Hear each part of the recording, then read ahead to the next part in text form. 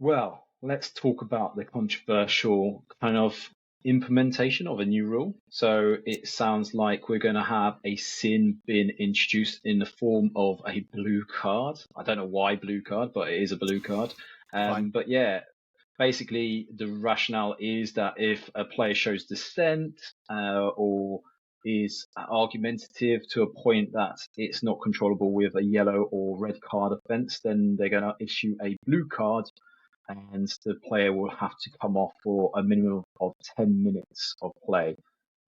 So automatically, the footballing world has gone absolutely apeshit, saying, look, referees still can't really manage yellow or red cards decisively. So what is a blue card going to do? We've Yeah. already seen the pain points with VAR, right, Rory?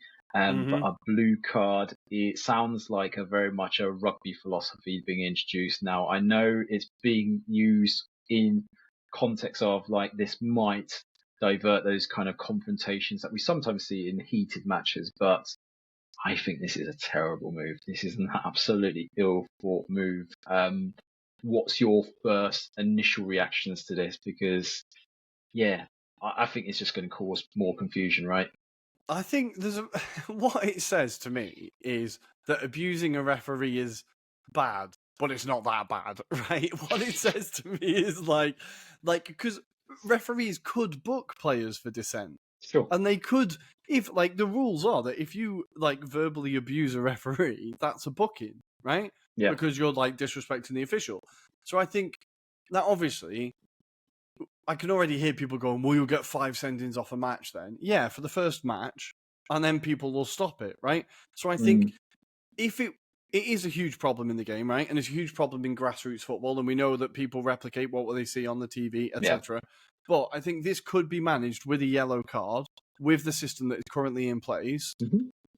and you don't need to add this layer of complication. What I think, yeah, you brought up the kind of like the it's a very rugby idea. Now, apart from the fact that I just don't like rugby, I also think it's a very kind of American idea, and I also don't like Americans. No, but I just it seems to me like a sport that's kind of running out of ideas and trying to modernize for the sake of modernizing, when Yeah. actually what you should be doing is doing genuine reform and genuine, like, looking at the system you have. How can you fine tune the system that you have? How can you Mm, implement that system? Rather than actually addressing that issue, you're just sure. going, oh, let's just do this, and then that will solve that problem until all the analysis on Sky Sports then becomes, was that a blue card or was it a Mm, purple card? Because it's not quite a blue and it's not quite a red, but like, if you know what I mean, and that will just add yeah. more analysis and more arguments on Twitter and more controversy. Maybe that's what they want.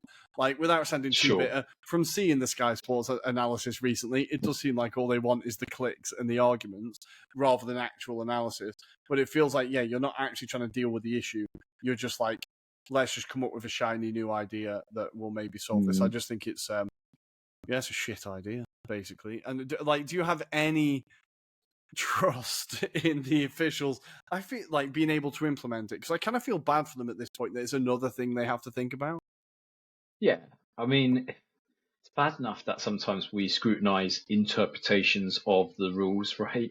So if you think about the referee's interpretation of what could be a blue card incident, for example, could be very different to another referee. We only have to look at the analysis of Dermot Gallagher sometimes when he's in Yeah, the TNT studios and we go, what the fuck is this guy talking about? And you're like, imagine if we include the intricacies of a blue card situation and how many players can be in a blue card sin bin at one time, and it's just going to get so complicated. The rules have been there for what, over 150 years or so. Let's just stick to basics. I think this is where it's getting far too complicated. Yes, introduce technology like VAR to assist the referees, but in the right ways, it's got to be deployed. I think we're coming to a point where we're starting to realize that it has added a layer of complexity, especially when we have rules that we're sort of always changing as well. Like I mm-hmm. remember the episode that you and Tommy did with Mark Halsey and the way yeah, he yeah, would referee, for example, and he said, look, VAR, I think at the time wasn't implemented, but he said it's got to be used in the right manner. And it yeah. still, to this point, it still seems like we're still behind in terms of implementation and how it's best or most effective for it. So I just think this is not needed right now. And like you say, the first few games are just going to be a car crash, aren't they? And then we've got the added aspect of clubs. Will they say, well, because it cost us X amount of points, we're going to take the league or referee association to court because it's cost us relegation or whatever it be going forward. I mean, this is the stupidity of it. Like, let's just keep it nice and simple. This needs serious consideration across the board, though. This doesn't. I do quite if you think about it. Go on. No, go on. Sorry, go on. All I was going to say is think about it from a grassroots level perspective as well, because if we're talking probably more broadly at a top level, how do you implement it even at a lower league or even lower kind of standards? I just think it's going to cause. It's bad enough you hear about these stories of referees being chased. Like, how are you going to police someone that's in a blue card sin bin? Realistically, it's just going to cause more ruckuses in car parks up and down the country and maybe across Europe and the world. So it's just horrible. But go with your point. No, I do quite like the idea that there might be like a grade of swear words that counts as like a blue. So he didn't call me the C word, but he did call me a wanker. So that means that it's a blue card.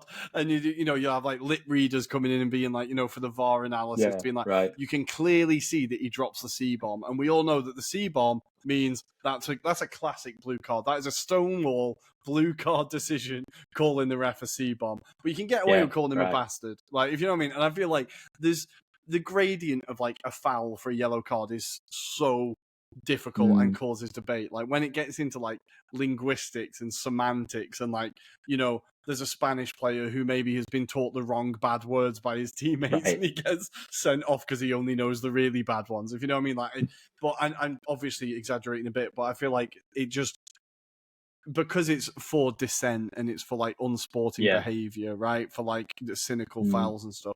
I feel like there's just a bit more of a even bigger grey area. But I do like the idea of a punishment for a cynical foul that isn't a yellow card, because I think every football fan has seen it and it's really irritating. Probably the most irritating thing in football, when your team are on the break and then someone just pulls the player back, takes the yellow card, and you would have got a goal, right? And a yellow card isn't enough. A red card is too much. I do like the idea that there is a punishment for that specific thing, because I think it's one of the most annoying things that happens in football. So maybe the one positive I can find, that a sin bin for that, if implemented properly, I think wouldn't be the worst idea. But again, it's about it being implemented properly.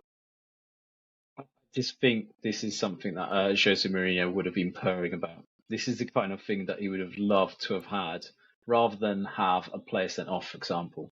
But I still feel that, like you said in your initial point, there's nothing wrong with a yellow or red card. That can solve that situation, and that should be utilised. So why complicate it by introducing a third possibility with interpretations that could go the wrong way? Personally, I'm just dead against it, and let's just stay well clear of this initiative. I hope it fails. Let's put it this way. I hope it gets implemented, it fails, falls flat on its face, and everyone demands for it to end immediately. We can just move on with life. Yeah. I do feel like Jose Mourinho would have had his own private sin bin, though, because he would have just been in it. Like, he would have just had his own built in the stadium. Like, this is Jose's sin bin. He's always around that area. Just save his legs, really.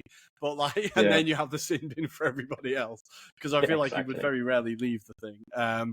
But yeah, look, it's being trialled, so I'm not sure. We'll have to look more into like where it's being trialled. I imagine they're starting at grassroots level and seeing if it works. But from all the reactions I've seen on Twitter from professional footballers, I've just seen Alex player Mickey Demetriou has just retweeted it with just loads of facepalm emojis, like, what the fuck is this? And I feel like that has been the general reaction from footballers. Basically. And I think, like you said, they can see that there's a million issues that could come along with this. But, a lot of these ideas get trialed and they never see the light of day again, right? They try all sorts of rules in these mad tournaments and stuff. So, well, it's interesting. We will see. We just hope it never gets anywhere near professional football, really. Exactly. Because I think it just feels a bit cheap to me. I don't know. But, yeah, we say no to the blue card.